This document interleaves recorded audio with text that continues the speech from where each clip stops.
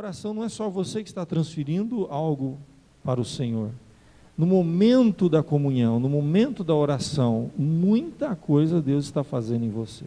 Temos inúmeros textos na palavra de Deus que nos mostram essa verdade. Por isso que a igreja cristã reformada considera a oração como um meio de graça. Algumas igrejas não consideram a oração como meio de graça. Eles consideram apenas a leitura, os sacramentos, né, o batismo, a Santa Ceia. Mas nós presbiterianos consideramos à luz da palavra de Deus. Porque através da oração é uma experiência de comunhão, de contemplação, de intimidade com Deus. E o que nós temos vivido nessa experiência de falar com Deus, né, na prática da oração da espiritualidade cristã? Primeiro que o povo de Deus na atualidade vive constantes frustrações em seu relacionamento com Deus. Eu creio realmente que nós no mundo ocidental sabemos orar muito pouquinho. Nós realmente precisamos desenvolver mais. Tem sido um desafio muito grande. Eu tenho acompanhado o trabalho de algumas igrejas presbiterianas nessa área. Por exemplo, a igreja presbiteriana lá de Pinheiros, onde eu estou sempre em contato com eles, participando dos encontros, conheço o pastor reverendo Arival, que é pastor lá na igreja presbiteriana de Pinheiros, e ele sempre reconhece que a maior dificuldade que ele tem, que juntamente com a igreja, que é uma grande igreja, uma das maiores igrejas presbiterianas lá em São Paulo, é a questão da oração. E nós ocidentais não temos paciência, né? Nós somos muito pragmáticos, imediatistas, e realmente temos uma dificuldade com o exercício da oração. E de tempos em tempos ele faz encontros, né? Ele leva, na verdade, a igreja dele, uma parte, pelo menos a liderança da igreja dele, para encontros. Eles têm parcerias bem interessantes com a igreja presbiteriana da Coreia do Sul. Você sabe que em Seul, na Coreia do Sul, estão as maiores igrejas presbiterianas do mundo, né? A Coreia do Sul sofreu muito com a divisão da Coreia do Norte e Coreia do Sul, as guerras, e sempre teve ali na história deles missionários. E o presbiterianismo não crescia ali, sabe? Eram poucos missionários, e existem relatos muito interessantes, logo após a divisão, na Coreia do Norte, que é comunista, né, e a Coreia do Sul, houve um avivamento espiritual lá, e esse avivamento começou com oração. E o que foi muito interessante é que isso marcou aquela igreja. E aquele povo que é oriental, eles já tinham assim que começaram a se converter e houve esse avivamento, uma disposição para a oração pela própria formação deles, né? Porque o povo oriental tem uma preferência, uma predileção maior para meditação, para oração, para contemplação. E hoje, né, as igrejas chegam a ter lá, a gente ouve falar igrejas assim com 10, 15, 20 mil membros, uma igreja, né, presbiteriana, são as maiores igrejas do mundo. E eu acompanhei muito esse trabalho, alguns pastores amigos meus foram nesse encontro, e é uma coisa extraordinária. Eles têm tempo de oração que a gente nem sonha. Se o pastor falar assim, olha, reunião de oração segunda-feira, 4h30 da manhã, não falta nenhum, lota, não tem onde estacionar, e vamos passar aqui um jejum e oração 2 dias aqui junto na igreja. Uma coisa que, fala a verdade, nós temos disposição para isso? Quantas horas por dia que a gente dedica à oração, por semana? Vou ter que contar por mês, não vai dar hora. Então é uma prática que a gente lê, a gente conhece, a gente sabe que a oração é importante, participa de vez em quando de alguma reuniãozinha rápida, e a gente não percebe o quanto nós estamos perdendo com esse meio extraordinário de comunhão, de falar com Deus, de derramar nossa vida. A gente esquece que, na verdade, o cristianismo ele surgiu no Oriente. Se a gente estudar a vida de Jesus, ele era um oriental, não pode esquecer disso, e muito devoto à oração. Olha a vida de Jesus nos evangelhos, você vai ver que constantemente o nosso Senhor Jesus praticava a solitude, uma prática que no Ocidente não existe mais, ninguém consegue ficar tempo sozinho, né? Meditação, né? tempo de oração. A Bíblia fala que ele se retirava, subia, naquela época, um lugar que ele podia se isolar, num monte, num local ermo, sozinho, para orar. E quanto tempo que ele orava? Tipo a nossa oração de 5, 10, 15 minutos, né?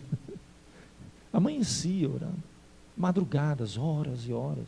Por que aquilo, gente? Se ele é o próprio Filho de Deus, precisa daquilo. A gente não sabe que a gente não está perdendo, a verdade é essa. E às vezes ele levava os discípulos para orar. Quantas vezes a gente viu registrado ali nos evangelhos que Jesus se retirava com os discípulos, dava um pouquinho de tempo de oração, os discípulos já estão com os olhos pesados, dormia no meio da reunião de oração. Você já pensou em reunião de oração, de repente você começa a ouvir um ronco? Quem que é? E começa a procurar. Eles dormiam, gente, no meio da reunião de oração.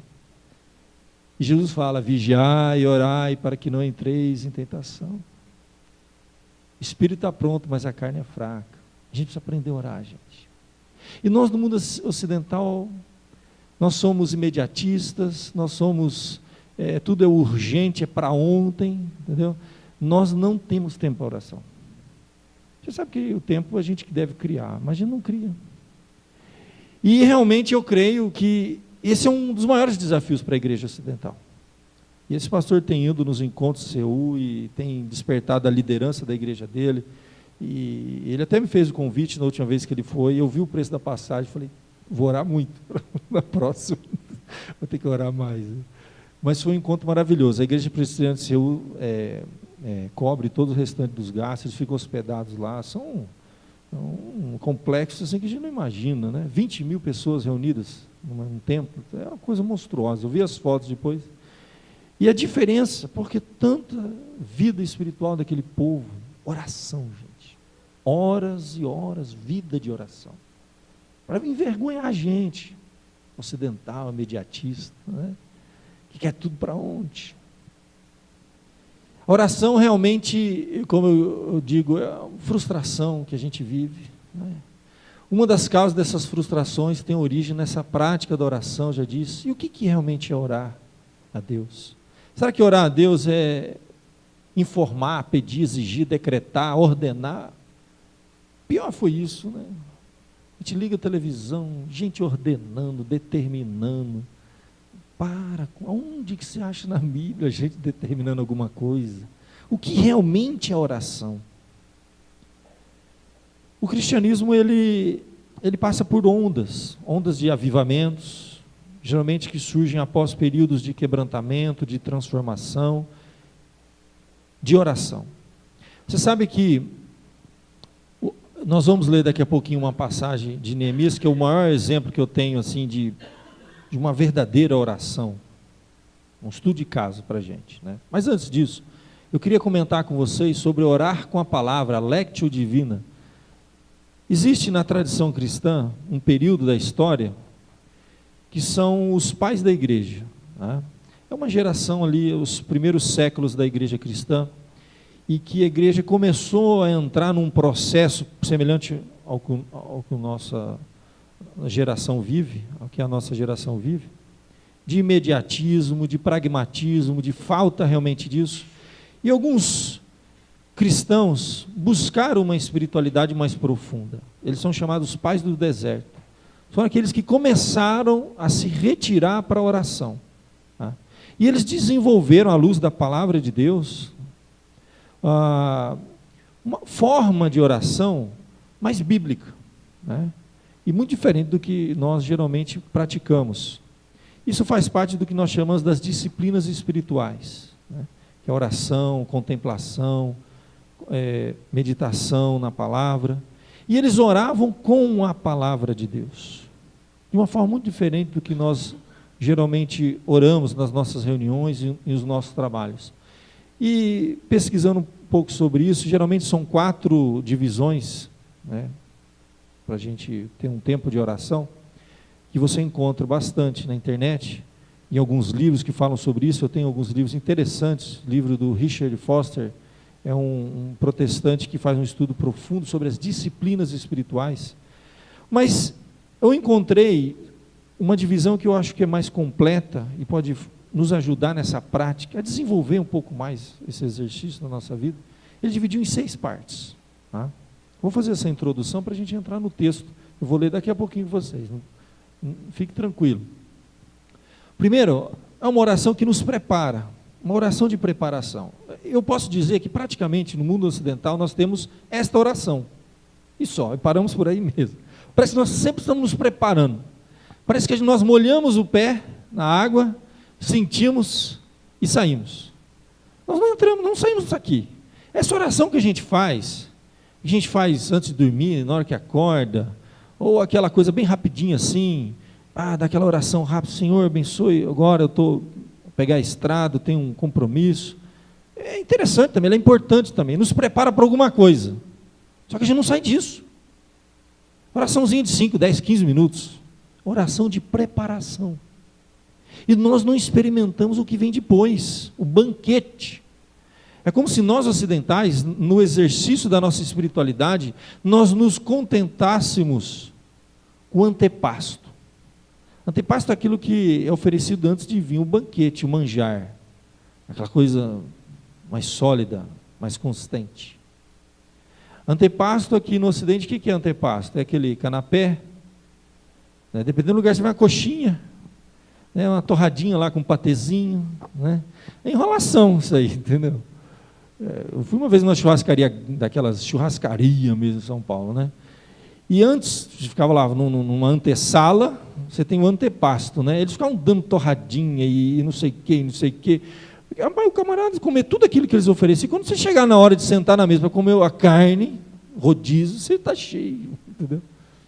E passava o garçom dando antepasto. A gente se satisfaz com o antepasto. Então, mesmo você entrar numa churrascaria, fica lá na antessala comendo um monte de patezinho, de negócio, PPP, azeitona, e depois vai para casa. E como é que foi o churrasco? Não sei, eu não vi a carne, nem vi a cor da picanha, só o cheiro de longe. A oração no mundo ocidental tem sido antepasto, nós não experimentamos. Não vou julgar ninguém, eu estou falando de modo geral. Tem momentos que a gente experimenta, aquele profundo quebrantamento, uma coisa extraordinária está acontecendo na nossa vida. Gente, isso acontece uma vez por ano, cada 2 anos, né? Mas vida, experimentar. Eles primeiro tinham essa oração inicial, introdutória, preparar o coração para alguma coisa. Só que eles não paravam aí, porque é só a primeira parte, vou falar 6 rapidamente aqui, ó. A segunda, aí vem a meditação propriamente dita, leitura da palavra. Ver um texto, escolher um texto, um livro, uma passagem, se for necessário um roteiro de estudo, de leitura, cada um encontra um meio. O que existe hoje com tantas ferramentas que não existiam no passado? Você segue qualquer pão diário, quanto recurso que nós temos de leitura diária da Bíblia. Qualquer celular, gente, você baixa a Bíblia, aplicativo, você vai a Bíblia online, ela te oferece leitura diária, leitura semanal. Isso é a coisa mais fácil do mundo hoje. Hoje não tem desculpa. Meditação. Então você preparou o seu coração, você vai meditar na palavra de Deus, você vai escolher um texto como aquele que a gente leu. Não andeis ansiosos de coisa alguma. Em tudo, porém, não, esse já é Filipenses 4, eu estou confundo, Paulo cita Mateus 6, não andeis ansiosos, olhai os lírios do campo, Jesus falando, Paulo depois aplica, não andeis ansiosos de coisa alguma, em tudo seja conhecido em Deus vossas orações, súplicas, ações de graça, e a paz de Deus, que excede todo entendimento, guardará o vosso coração e a vossa mente em Cristo Jesus. Meditou, com muita calma, leu, releu, em oração. Depois disso, depois da leitura, da meditação, sem pressa, como a Bíblia diz, meditai de dia e de noite nas Escrituras. Ali, na verdade, ninguém vai passar o dia inteiro lendo, de manhã, tarde, à noite, a Bíblia sem parar, mas é aquilo que entra no coração e fica, tempo, gasto tempo, dedicação. Aí vai acontecer algo importante, confrontação, que a gente foge. A gente esquece que a Bíblia, ela existe para nos confrontar, para nos transformar em uma ferramenta, uma espada. É uma lima, uma lixa que vai trabalhar na nossa vida. Se não tiver isso, não serviria de nada. No máximo, a gente vai até a segunda parte. Faz aquela leiturinha, a oração, preparação, faz a leiturinha. Em nome de Jesus, amém. Vamos para cá enfrentar a vida, o trabalho, muita coisa para fazer. Confrontação. O que aquele texto tem realmente de implicação na minha vida? O que realmente eu preciso mudar? O que esse texto está falando para mim? O que Deus requer de mim nesse sentido?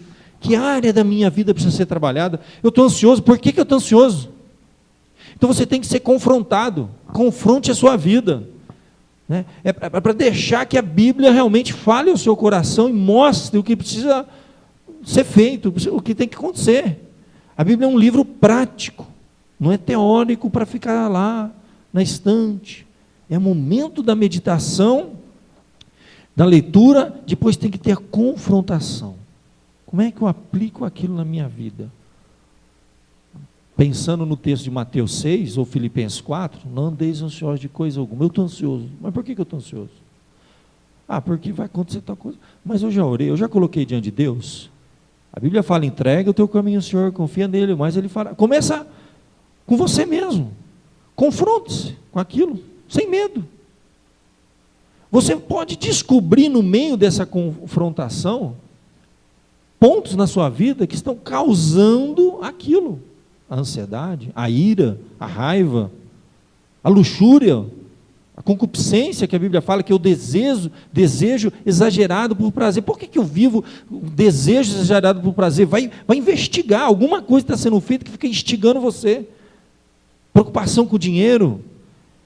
Confronte-se, não tenha medo. Você e Deus, gente. É tempo de solitude, que é um dos exercícios espirituais. É uma série para a gente estudar, né? Eu só vou dar uma introdução. Depois dessa confrontação, reflexão, aí vem um momento de oração de resposta a Deus, em que você vai realmente colocar diante de Deus. Senhor, está ruim aqui, ó. Eu preciso melhorar essa área da minha vida. Estou falhando eu não estou dando tempo para minha família, eu não estou dando tempo para meus filhos. Eu quase não vou na igreja. Fala diante de Deus. Agora você vai colocar diante de Deus, realmente. Então, peraí, percebe, já estou no quarto, são 6. Então eu me preparo, eu oro, eu sou confrontado, aí uma resposta agora. Eu respondo para Deus, né? Uma resposta a Deus. Senhor, é isso aqui, ó, o meu problema. E eu coloco diante do Senhor, peço ajuda. Depois disso, vem uma coisa que é mais rara e mais difícil nós ocidentais fazermos. A gente nem entende o que é isso. A gente associa isso com filosofias orientais que vieram até nós, e a palavra contemplação, meditação, muitas vezes está mais associado com Sechonoye, com essas ondas que vêm lá do Oriente, entendeu? E a gente tem medo desse negócio. Acha que isso é uma coisa, está na Bíblia. Tempo de contemplação. Sabe o que vai acontecer? É a resposta de Deus. É Deus ministrando ao seu coração. Não é um misticismo louco, que eu vou ouvir uma música zen, e vou ter uma paz virtual, e vou alcançar o nirvana. Gente, meditação, confrontação, oração, a contemplação está dentro de um contexto.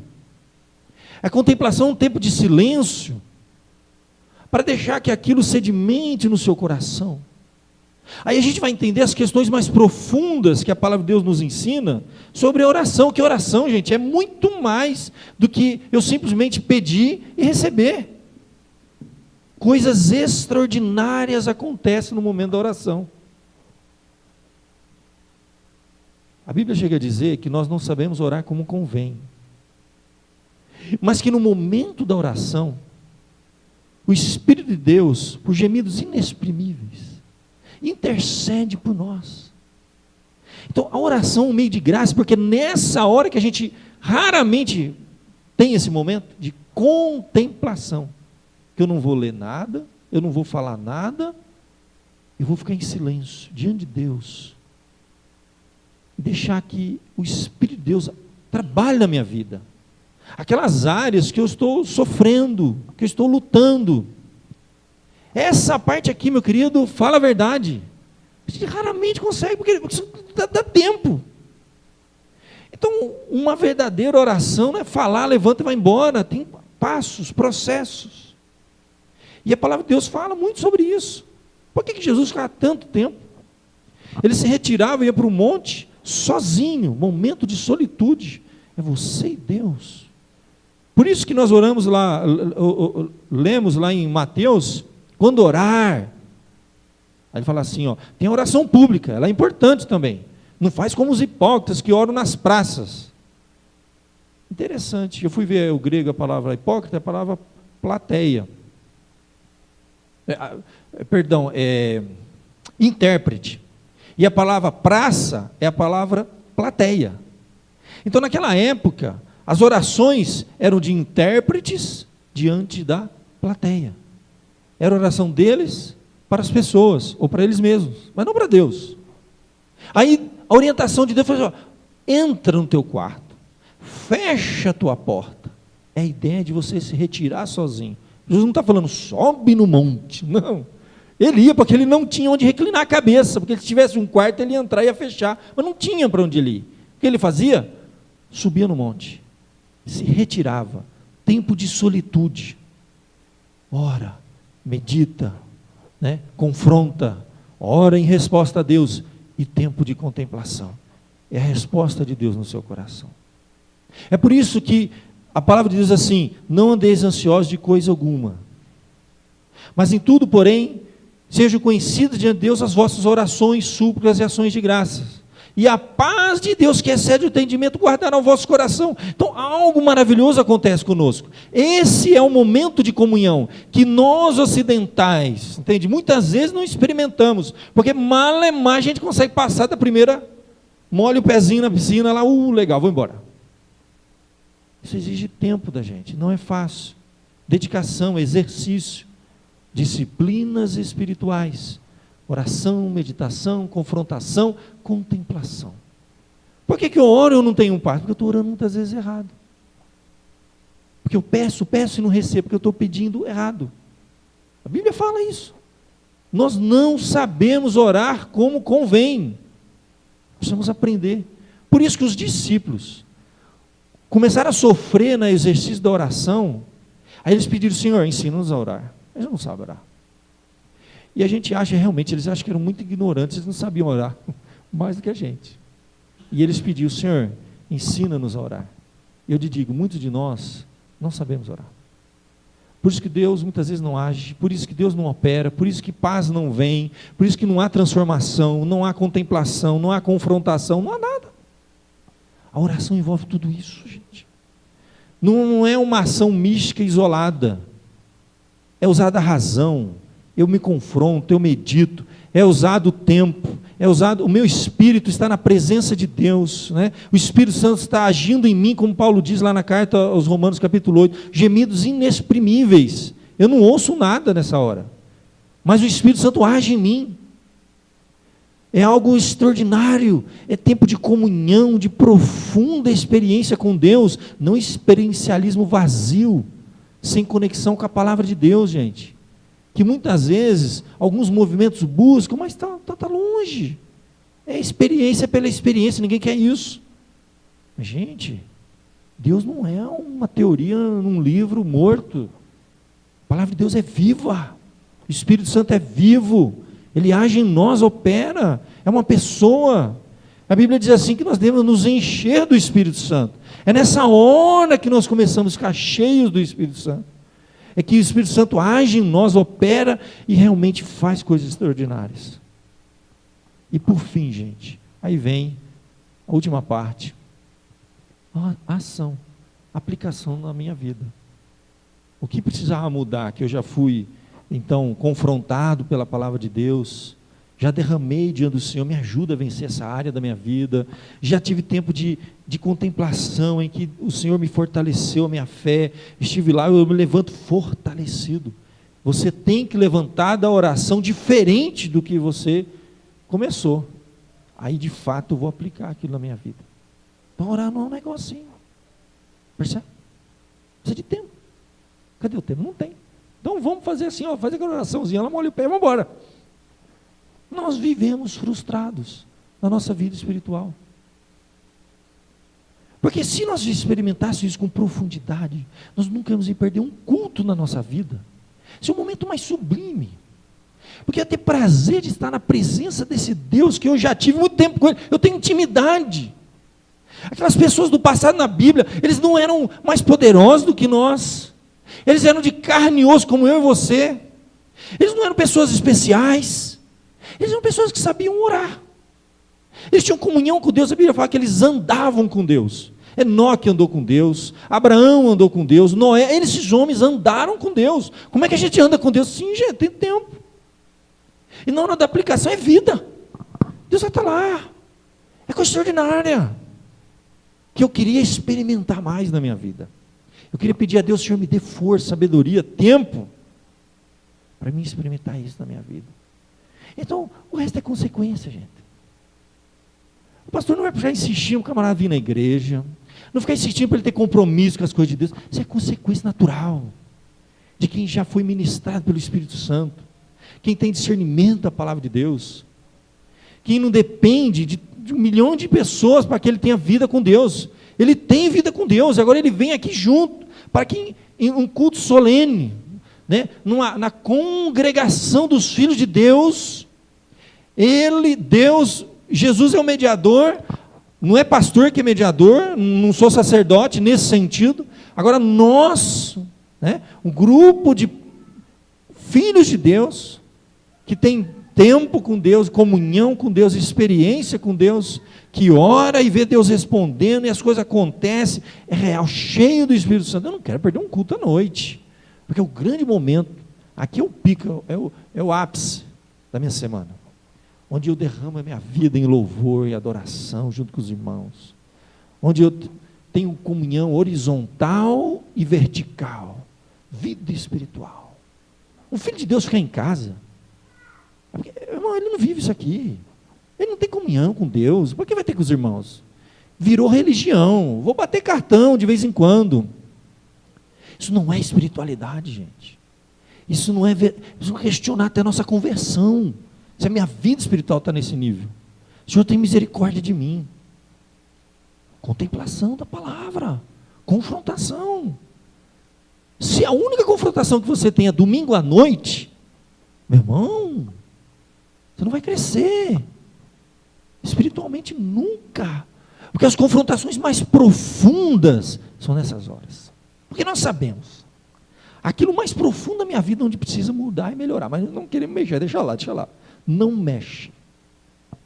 Mas quando nós experimentamos esse momento maravilhoso de oração, que prepara o coração, de meditação na palavra, confrontação, uma resposta a Deus, a contemplação, Deus operando na minha vida, e agora eu vou aplicar, fortalecido pelo Senhor.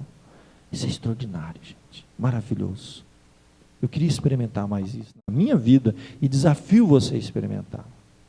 Eu quero encerrar, eu vou falar encerrar porque a base é essa. Podia pegar a vida de qualquer um, podia pegar muitos personagens na Bíblia, o próprio Senhor Jesus, mas tem um que é extraordinário, a vida. Olha, eu vou pedir para você abrir, aqui ó, vamos abrir rapidamente lá em Neemias capítulo 2, vamos só ver a aplicação dele, rapidamente aqui para a gente fechar a nossa noite. Neemias capítulo de número 2, verso de 1 a 8, de Nizam, no ano 20º do rei Artaxerxes, uma vez posto o vinho diante dele, eu o tomei para oferecer e lhe o dei. Ora, eu nunca antes estivera triste diante dele. O rei me disse: por que está triste o teu rosto?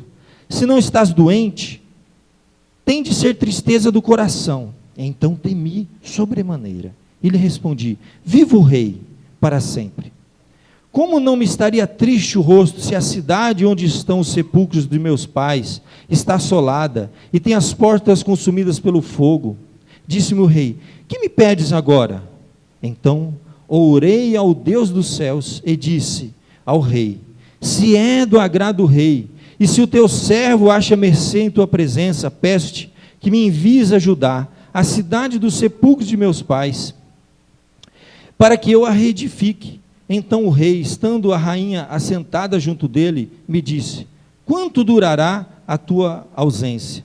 Quando voltarás? Aprove o rei enviar-me, e marquei certo o prazo.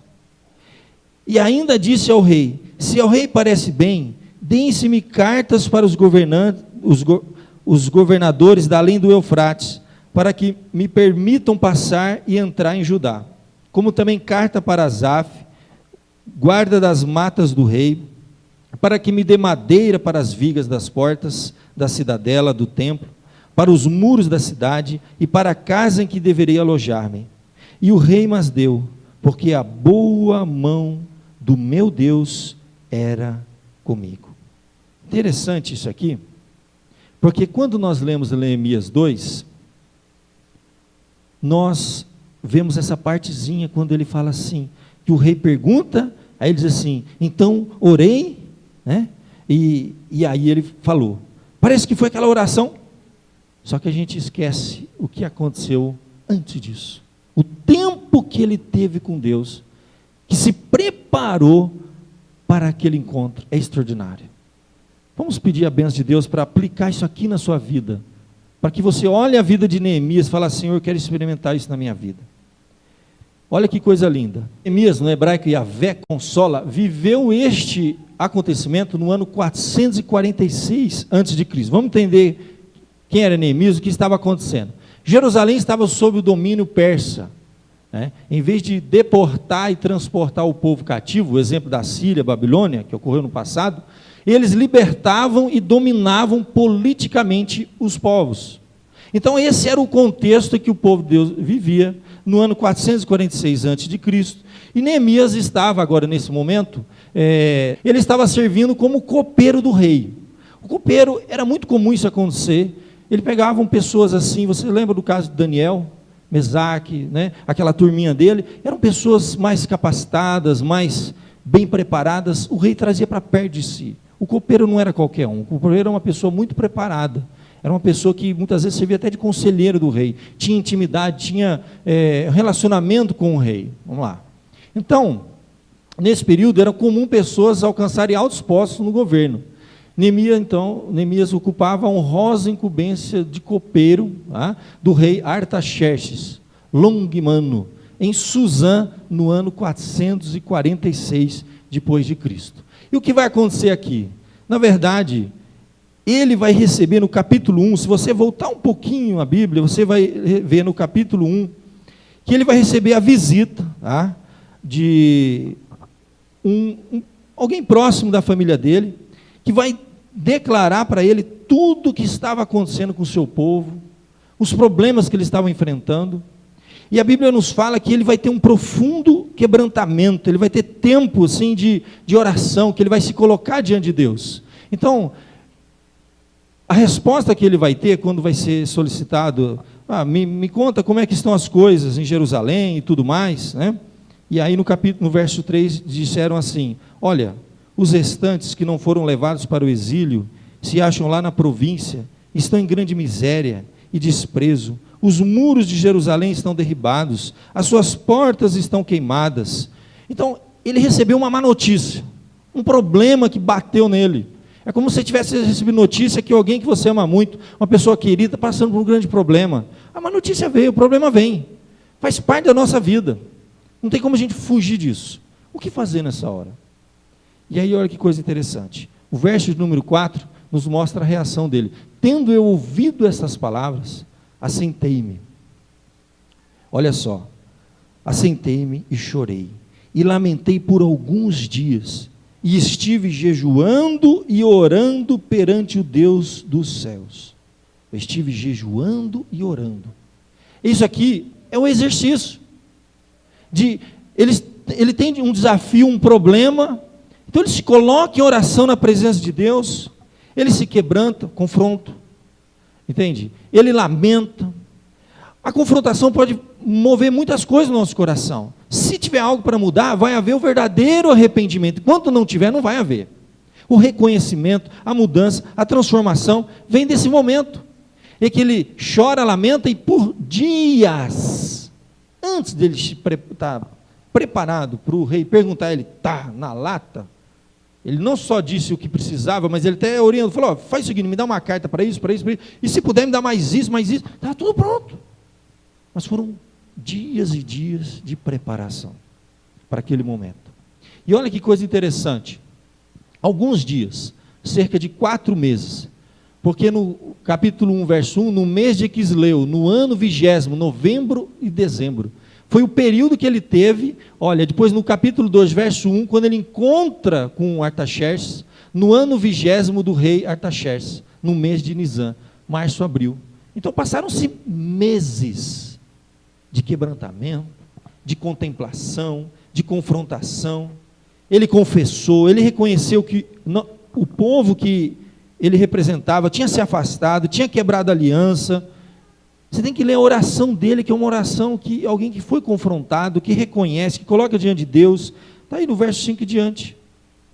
Então, ele se preparou, não foi do dia para a noite. Aí no verso 5, verso 6, ele vai fazer a confissão, que vem de um tempo de meditação, confrontação e contemplação. Ele confessa. Aí ele diz assim, olha, eu faço confissão pelos pecados dos filhos de Israel, os quais temos, ele se incluía no grupo, temos cometido contra ti, pois eu e a casa de meu pai temos pecado. Então, esse momento com Deus, a gente vai descobrir o problema, e vai tratar do problema simplesmente. Olha que coisa linda. Depois dessa confissão, olha, ele lendo, orando e colocando diante de Deus, ele lembra da aliança de Deus, que diz assim, mas se vos converterdes a mim, guardardes os meus mandamentos e os cumprides, então ainda que os vossos rejeitados estejam pelas extremidades do céu, e de lá os ajuntarei e os trarei para o lugar que tenho escolhido, para ali fazer habitar o meu nome. Então ele, confiando nas promessas de Deus, promessas, e nós temos muitas promessas. A Bíblia fala que se nós confessarmos os nossos pecados, Ele é fiel e justo e nos perdoará todos os pecados. Deus não nos abandona. Deus quer confrontar nossa vida não para nos destruir, não para nos castigar. Olha, eu tenho dito o seguinte, se alguém acha que realmente, quando uma coisa ruim acontece na sua vida, a causa é porque você fez algo de errado e Deus simplesmente está te castigando toda vez que uma coisa acontece, porque Deus está te castigando, então você se tornou um bom religioso, mas você ainda está muito longe de um verdadeiro cristão, que não entendeu que Deus está trabalhando na sua vida porque Ele te ama. Ele te ama. Deus opera, Deus transforma, Deus tem promessas. E nós devemos dirigir a Deus como um Pai que nos ama, que nos conhece, que quer nos abençoar. E muitas vezes para isso, Ele precisa mudar algumas coisas.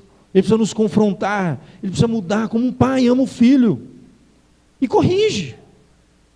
Corrigir não é só dar lambada, isso é a última coisa que a gente faz. Corrigir a rota, mudar os hábitos. Deus está trabalhando na minha, na sua, na de todos nós. Então, olha que coisa linda, depois disso, a oração dele agora é com propósito, ele começa a compreender o que está acontecendo. Verso 11, Senhor, estejam pois atentos os teus ouvidos, a oração do teu servo, e a dos teus servos que se agradam de temer o teu nome, concede que seja bem sucedido hoje o teu servo, e dá-lhe mercê perante este homem. Nesse tempo era copeiro do rei. Ele termina o verso 11 assim, quando a gente lê o capítulo 2, e o rei pergunta, por que você está triste? Parece que ele foi pego de surpresa, né? E está tudo pronto. Nada. Foram meses e meses de preparo, de verdadeira oração, de confrontação, de confissão de pecado, de mudança. Senhor, o que precisar muda, meu toque, eu tenho que... E aí depois, quando chegou na hora, ele estava lá diante do rei, Deus ouviu a sua oração e mudou a sua sorte. É isso que acontece. A oração foi com propósito. Disse-me o rei, que me pedes agora? Depois de meses se preparando, em oração diante de Deus, aquela oração que a gente viu, 6 passos, colocando a sua vida, os seus problemas, confrontando, eu preciso mudar isso. Depois daquele período de contemplação, o Espírito Santo operando, fortalecendo, você pedindo discernimento, sabedoria, o que eu tenho que fazer? Deus responde, gente. A Bíblia não fala, alguém está com falta de sabedoria, o que faz? Peça a Deus, que dá. Ele pediu. Ele fez tudo. Agora ele chegou diante do rei, já preparado. Ele ficou só esperando. É agora, é agora. Aí o rei chegou e falou assim: o que você me pede agora? Então, eu orei ao Deus dos céus. Esse orei está mais dizendo que ele já orou. Chegou o grande momento. Agora Deus vai agir. Então eu disse ao rei: está tudo pronto, Senhor. As cartas no bolso, tudo a listinha preparada. E ele diz para o rei: olha, se é do agrado do rei, se o teu servo acha mercê, já está tudo preparado. Quem fez com que ele achasse mercê perante o rei foi Deus. Ele não está confiando na capacidade de persuasão, de convencimento dele. Ele está confiando em Deus. No tempo que ele teve com Deus, de luta, de oração, de quebrantamento, de transformação. Agora sim. O senhor, eu peço que o senhor me envie ajudar a cidade de sepulcro dos meus pais, para que eu reedifique. E para isso, eu preciso de uma carta. Está tudo pronto. Então, esse pessoal, eles não eram pessoas assim, teóricas, eles eram muito práticos. Eles tinham um planejamento, eles sabiam o que queriam, mas eles só faziam isso depois de muita oração. Nós somos pessoas práticas, nós temos planejamento, sabemos o que queremos, só falta uma coisa para a gente: o quê? Verdadeira oração, gente. Orar a gente ora, molha o pezinho lá na piscina e vai embora. Verdadeira oração. E ainda disse ao rei: se parece bem, o senhor me dá umas cartas, eu vou lá com o governador, para me passar de Judá, e papapá, e também carta para Zaf, carta da... Está tudo pronto, gente. Isso não aconteceu naquela hora, não. Foram meses de planejamento. Diante de Deus, em oração, pedindo sabedoria, orientação. E aí o rei deu. Por quê? Porque ele era esperto, inteligente, convenceu o rei? Porque a boa mão do meu Deus era comigo. Isso veio através da oração. Coisa extraordinária, gente. Coisas extraordinárias. Deus vai fazer coisas extraordinárias na vida de Neemias. A história dele é linda. Leia o livro.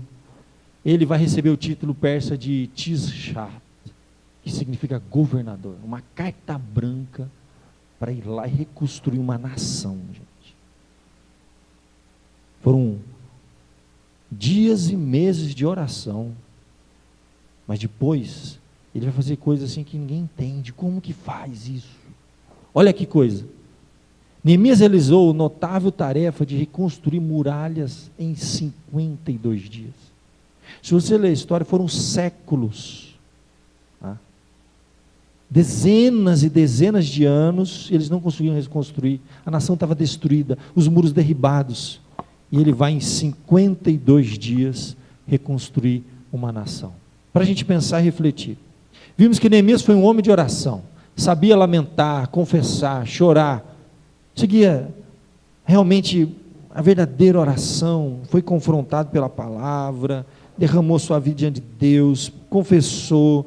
Viu que precisava melhorar, o que precisava acertar. Contemplou. Levantou e agiu. Né? Neemias também foi um homem de ação. Orava com propósito, planejava a sua vida, aproveitava as oportunidades e arriscava, mas fundamentado na palavra de Deus. Qual tem sido a ênfase da sua vida? Oração ou ação? Será que nós ocidentais vivemos mais disso aqui? Ação, ação, ação. E parece que a gente dá murro em ponta de faca. As coisas não andam, não acontecem. Será que não é tempo para a gente se voltar para Deus em oração? Uma verdadeira oração, gente. Faz um propósito na sua vida.